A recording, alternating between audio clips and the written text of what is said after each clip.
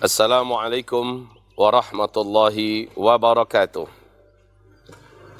Allahumma lakal hamdu kama yanbaghi li jalali wajhika wa azimi sultanika. La hawla wa la quwwata illa bika. Hasbunallah, ni'mal wakil, ni'mal maula, wa ni'man nasir. Saudara-saudaraku yang kami muliakan, di akhir zaman ini ketidakstabilan kondisi kehidupan manusia terus menanjak dan meningkat secara tajam.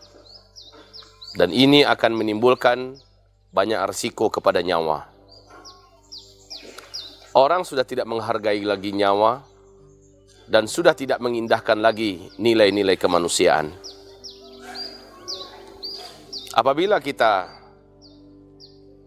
mendengarkan kepada hadis Nabi di fase kelima, bahwa jumlah lelaki 1 berbanding 50 wanita. 1 laki-laki 50 wanita. Kenapa bisa terjadi? Karena sangat banyaknya jumlah laki-laki yang meninggal dunia.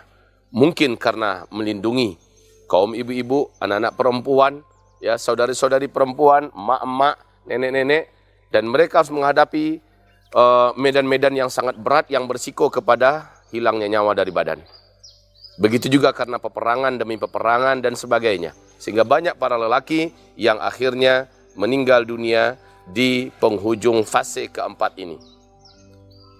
Permasalahan yang paling pelik dan ini harus kita angkat adalah, apakah harga nyawa itu di mata Allah Subhanahu wa Ta'ala?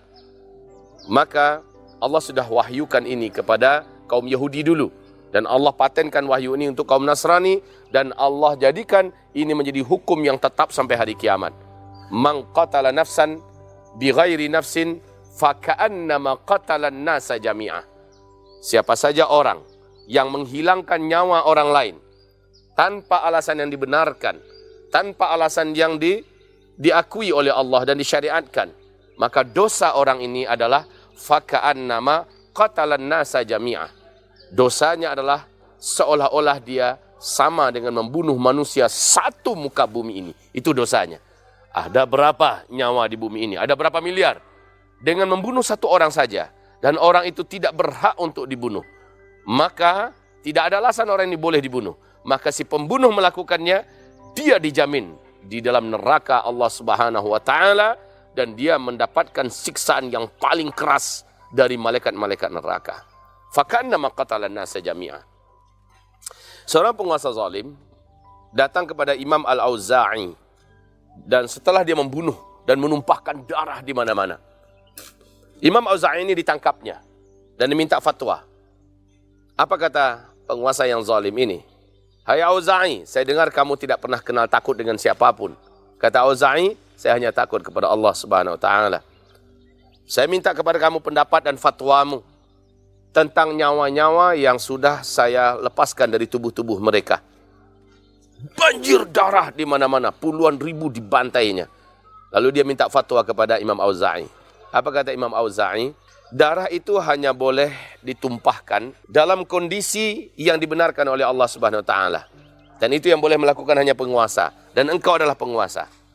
Pertama, bila orang ini sudah membunuh orang lain tanpa alasan yang hak, maka si pembunuh harus dibunuh kembali dengan disebut dengan qisas, dan yang melakukan adalah penguasa. Yang kedua, bila orang ini adalah murtad, ya, dia berpindah agama dan dia tidak kembali kepada agama Islam kembali, maka orang ini ditangkap dan penguasa yang harus melakukan eksekusi kepadanya.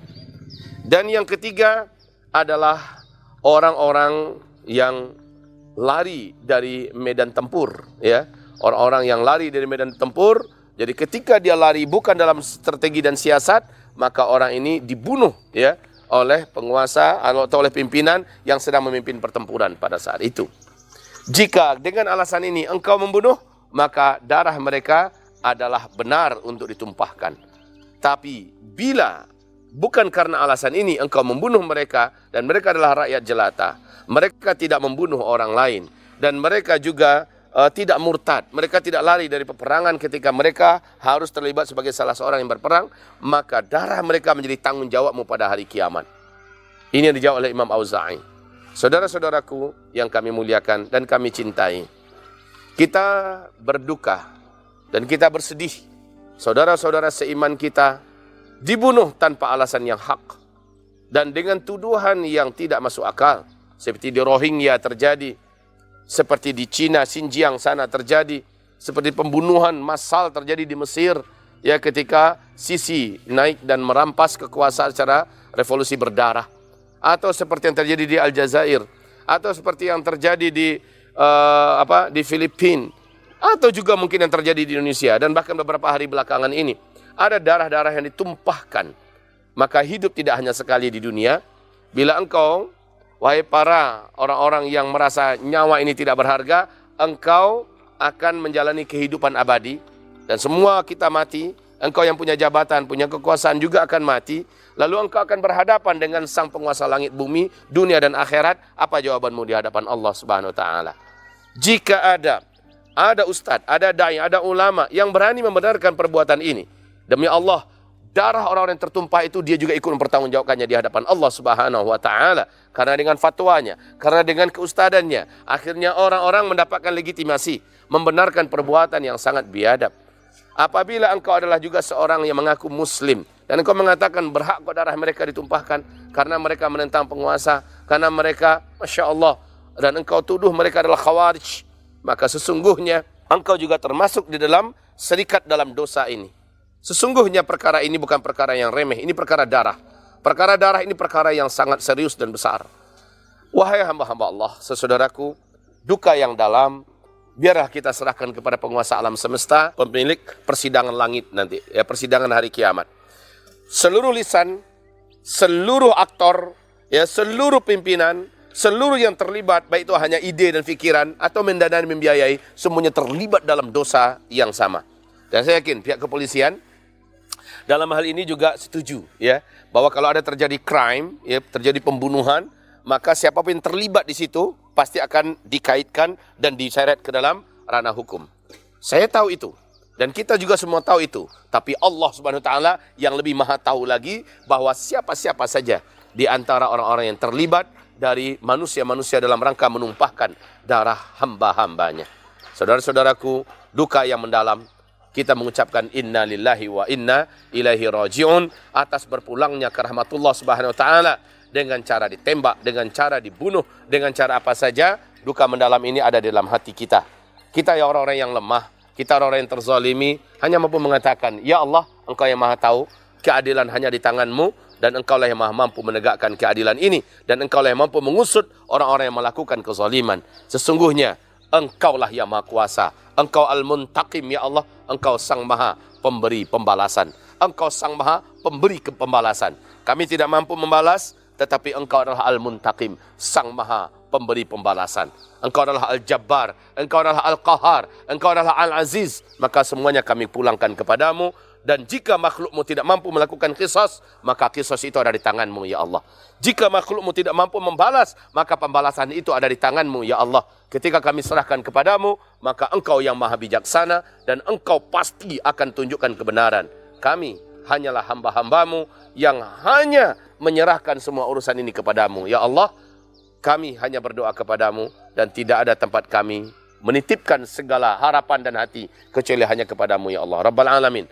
Demikianlah sesaudaraku, para alim ulama kita berduka, para masyayikh kita, para habaib kita berduka, dan umat ini berduka, bahkan Indonesia juga berduka. Bagi Allah, hilangnya satu nyawa orang yang beriman lebih mahal harganya daripada seluruh harga yang ada di muka bumi ini.